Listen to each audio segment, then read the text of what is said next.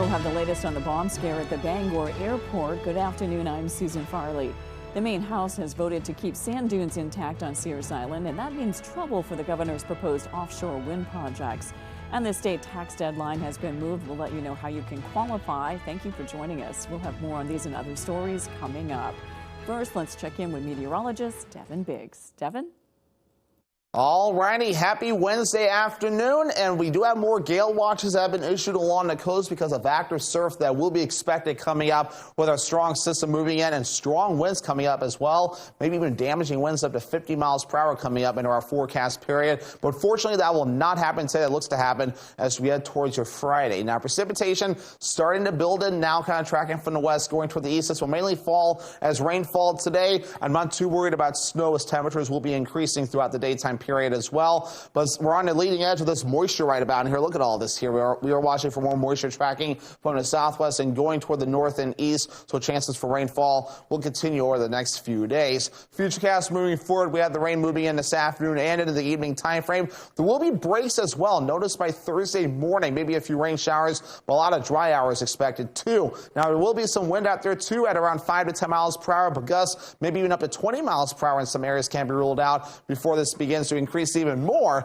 as we head towards your Thursday. For today, upper 40s, mostly cloudy, rain showers on the way, as southeast wind gusting up to around 25 miles per hour at times. We have upper 30s on the way for us tonight, mostly cloudy, more rain showers possible, and a southeast wind getting up to about 5 to 10 miles per hour, so backing off for a bit. Upper 40s tomorrow, mostly cloudy, a few rain showers cannot be ruled out. Southeast wind getting up to about 25 miles per hour. Hourly forecast for the rest of the afternoon period, plenty of rain on the way, temperatures in the 40s. Your full 5-day forecast is coming up.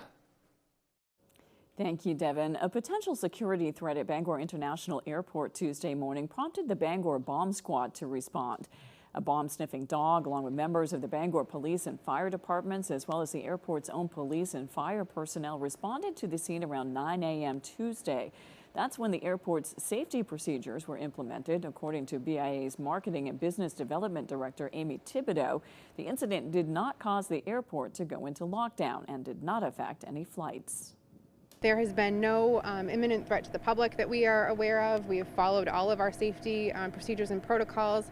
We did move a couple of aircraft around on gates just to make it a little bit easier on that side and to make things go a little more smoothly. But all flights have gone out, flights have come in, and so nothing operationally has been impacted. According to authorities, the bomb squad spent time investigating certain luggage at the airport, which the Bangor PD later concluded was neither suspicious nor illegal. Investigators from the Maine Drug Enforcement Agency arrested a man suspected of drug trafficking in Ellsworth. According to the Department of Public Safety, DEA conducted surveillance on the Hawthorne Extended Stay Hotel with the help of the Ellsworth police after complaints of suspected drug trafficking from a room there. Agents executed a search warrant Monday and seized 180 grams of crack cocaine, 16 grams of fentanyl, and other drugs, as well as almost $600 in suspected drug proceeds. As a result, 40-year-old Asa Polk of Boston, Massachusetts was arrested. He was charged with 2 counts of aggravated trafficking in scheduled drugs and unlawful possession of scheduled drugs. Polk is scheduled to be arraigned in Hancock County today. Flames ripped through a historic barn in Millinocket Tuesday morning. Just before 8 a.m., crews raced to the Kelly farm on the Station Road after receiving reports of flames shooting from the barn. According to the Millinocket fire chief, the barn was fully involved upon arrival. He says the fire rapidly spread to the home and caused substantial damage to the rear. However, the homeowners did make it out safely. When we arrived on scene, we ended up finding the barn fully involved, beginning to get into the house. Automatically requested a third alarm, brought us in resources as far away as Brownville, Sherman, Maine Forest Service. They help everybody. Yeah, it's a shame. Hopefully everybody comes together and helps them now, you know? That's what I hope.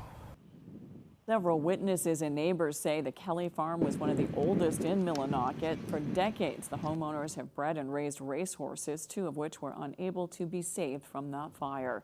At this time, the cause of the fire remains under investigation. A proposed red flag bill has advanced in the legislature. It faced a second public hearing on Tuesday. According to the Judiciary Committee, there was a second hearing on the bill because of Thursday's snowstorm, which prevented some people from testifying. One difference between the proposed law and Maine's current yellow flag law is that police or family members would not need to get a person evaluated by a mental health professional before obtaining a court order to take away someone's firearms. Opponents of the bill say it's unconstitutional, but supporters disagree. I believe that it violates my inherent God-given rights. I don't believe that our legislative body has the authority under the Constitution to enact a red flag law. There are 21 states across the United States where the extreme risk protection order is already in place. In all of those states, those laws have been upheld as being constitutional and not being in conflict with due process. The bill is among a number of proposals introduced in response to the October 25th shootings in Lewiston. 18 people were killed. The Maine House has voted to keep sand dunes intact on Sears Island. That's something that stands in the way of the governor's plans for a new energy source. Governor Mills announced in February Sears Island had been selected as the staging ground for floating wind turbines off the coast of Maine. It was quickly realized that some man-made sand dunes on the island would be a hurdle. After hearing from conservationists and concerned residents, House members shot down a measure that would have allowed the sand dunes to be removed. The Mills administration plans to continue discussions with lawmakers on the issue in coming days. Coming up on ABC 7 News at noon, Republicans are raising objections to last-minute changes proposed to the state's supplemental budget. We've got details when we return. An important message for Americans age 50 to 85.